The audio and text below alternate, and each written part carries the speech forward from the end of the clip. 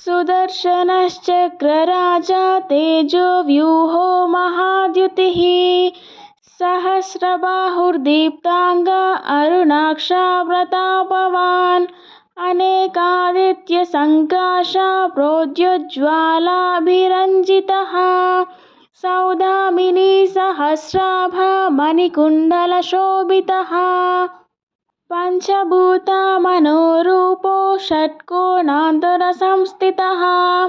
हरान्धकरुणोद्भूत रोषभीषणविग्रहः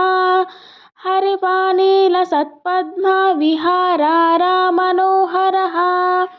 शाकारारूपस्सर्वज्ञः सर्वलोकार्चितप्रभुः चतुर्दशसहस्रारा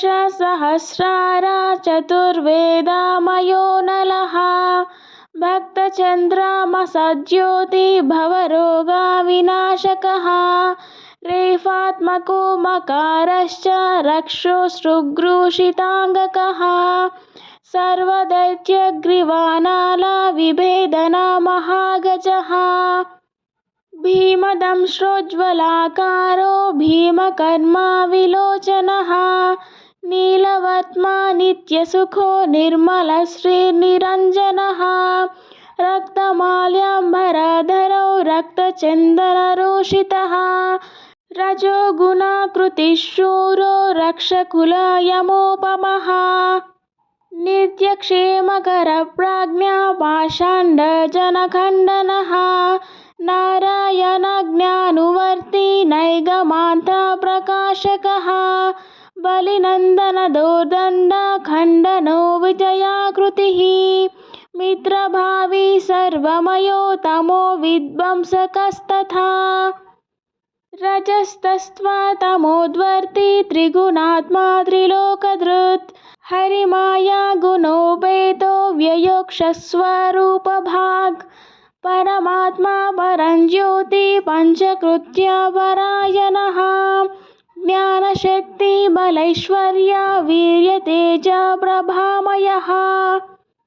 सदा सत्परमपूर्णो वाज्मयो वरदोच्युतः जीवो गुरुर्हसंरूपा पञ्चाशत्पीठरूपकः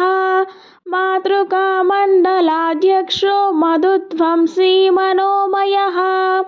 बुद्धिरूपश्चित्तसाक्षी सारो हंसाक्षरद्वयः मन्त्रयन्त्रप्रभावज्ञो मन्त्रयन्त्रमयो विभुः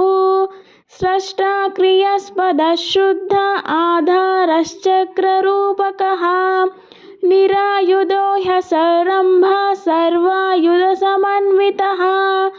ओंकाररूपी पूर्णात्मा अङ्कारः साध्यबन्धनः ऐङ्कारो वाक्प्रदो वग्मि श्रीङ्कारैश्वर्यवर्धनः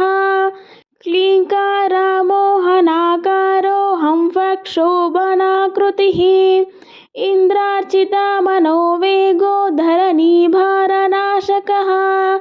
वीराराध्यो विश्वरूप वैष्णवो विष्णुरूपकः सत्यव्रता सत्यधरा सत्यधर्मानुषङ्गकः नारायणकृपाव्यूह तेजश्चक्र सुदर्शनः